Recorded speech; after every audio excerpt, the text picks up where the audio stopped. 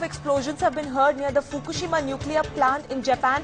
Now, details at this point in time still remain unclear, but several workers are reportedly injured at this point in time. Now, the Japanese government has expanded the evacuation area around the plant because of a radiation leak. Now, the radius of evacuation has been increased from 3 to 10 kilometers. And then the radiation rose to an unusually high level in and near Fukushima #1 nuclear plant following the massive earthquake that took place yesterday. The amount of radiation reached around 1,000 times the normal level, raising fears of a nuclear catastrophe as well. Now, the major worry was that the nuclear radiation would leak into the environment if the power plant was not kept cool.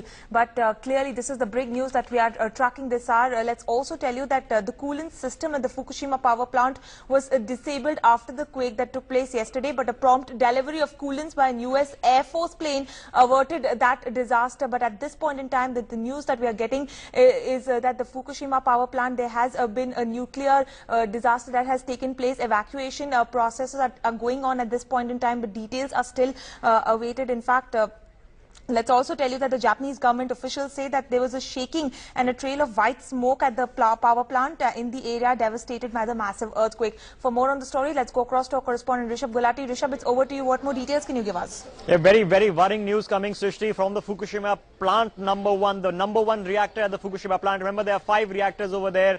What the experts over there are saying that they've detected an explosion and white smoke coming from the reactor.